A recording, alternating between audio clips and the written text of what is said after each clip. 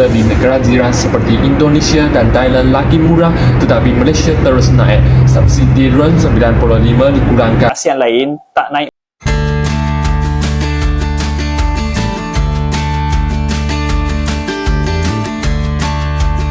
Hey, ketemu lagi dengan Rizka Yuni. Lagi rame nih di medsos. Warga Malaysia dan Singapura dibuat heran. Kok bisa sih harga BBM di Indonesia masih relatif lebih murah? Banyak netizen dari Malaysia dan Singapura mulai membandingkan harga bensin di negara mereka dengan Indonesia. Di Malaysia, harga BBM lagi naik cukup tajam. Bahkan bikin banyak warga mulai ngeluh karena efeknya ke harga kebutuhan sehari-hari ikut meroket. Sementara di Singapura, yang memang dari dulu harga BBM-nya tinggi, tetap aja mereka kaget karena selisih harga dengan Indonesia terasa makin jauh. Nah, yang jadi pertanyaan besar, kok Indonesia masih bisa jual BBM lebih terjangkau? Beberapa netizen mulai berspekulasi. Ada yang bilang ini karena kebijakan subsidi pemerintah Indonesia yang masih cukup kuat, jadi negara ikut nahan harga supaya masyarakat nggak terlalu terbebani. Di sisi lain, Malaysia yang dulu dikenal dengan BBM murah karena subsidi besar, sekarang mulai melakukan penyesuaian. Alasannya, kondisi ekonomi global, tekanan anggaran negara, sampai perubahan kebijakan energi. Bahkan ada yang mulai mempertanyakan, apakah kondisi keuangan Malaysia sekarang sudah tidak sekuat dulu? Topik ini makin panas karena menyentuh hal sensitif.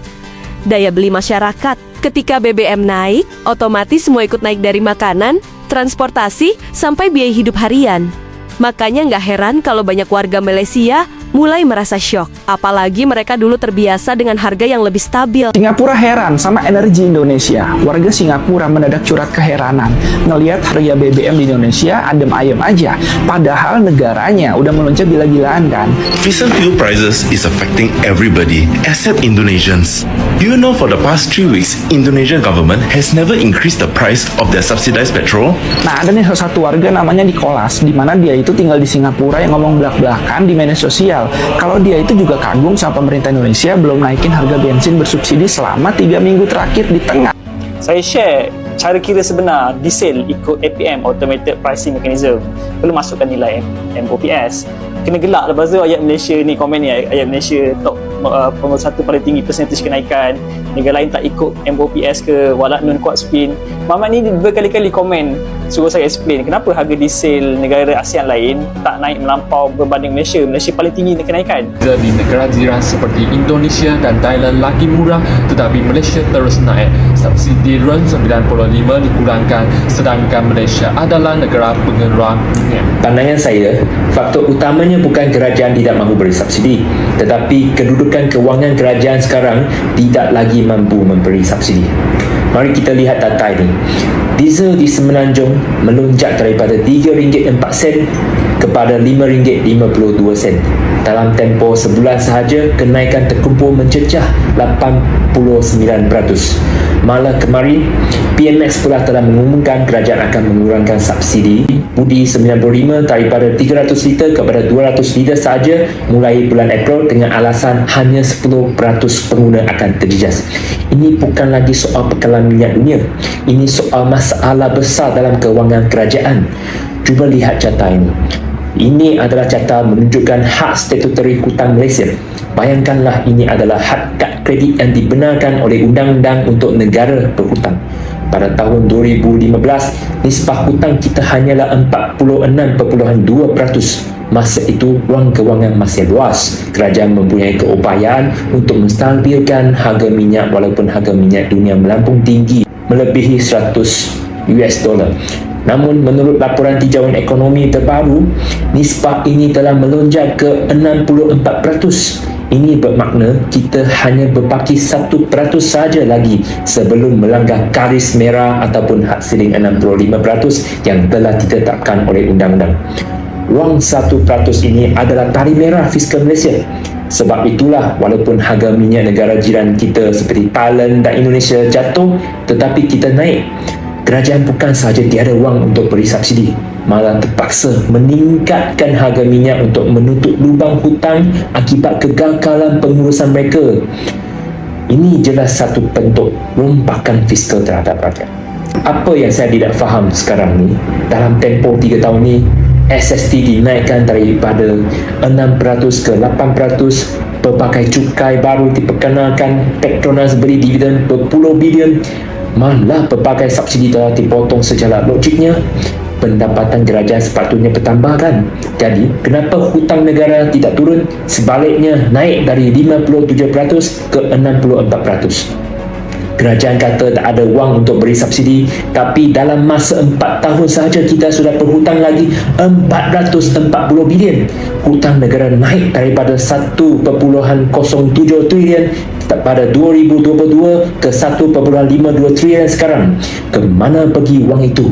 Kalau sudah pinjam sebanyak begitu, kenapa harga diesel di Semenanjung masih perlu dinaikkan sehingga RM5.52? Di mana laporan penuh subsidi minyak kita? Kenapa diesel di Sabah dan Sarawak kekal RM2.15 tetapi rakyat di Semenanjung kena bayar harga lebih mahal? Ke mana perginya duit rakyat? Adakah untuk projek MyKios atau tandas mewah bertaraf BMW? Apabila negara bertepang krisis tenaga, adakah kerajaan hanya tahu cadangkan penjawat awam work from home atau suruh rakyat tanam sayur sendiri? Apa pelan tindakan yang lebih praktikal? Hakikatnya, bukan harga minyak dunia yang terlalu tinggi, tetapi tabung negara kita yang sudah terlalu kosong.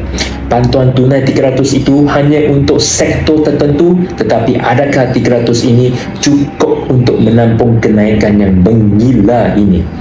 Bagaimana pula dengan sektor pengangkutan, jentera pertanian, pembuatan dan pekebun kecil yang tidak dapat subsidi?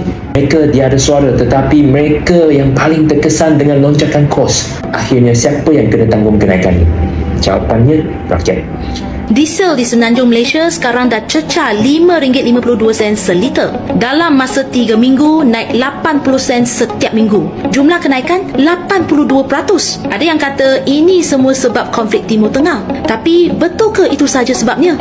Jom kita banding. Singapura dari RM8.20 ke RM11.19 seliter, naik 36.5%. Indonesia subsidi kekal untuk individu RM1.85 seliter, untuk sektor komersial RM3.85 seliter, jauh lebih rendah daripada Malaysia. Kerajaan Indonesia serap tekanan harga global. Thailand dari RM3.58 ke RM3.68 seliter, naik hanya 2.8%. Mereka guna oil fuel fund untuk kawal harga.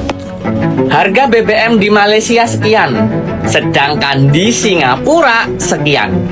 Kalau di Indonesia masih baik-baik saja. Jadi menurutmu kita ini wajib senang atau justru malah ketar-ketir? Ayo, gimana menurutmu?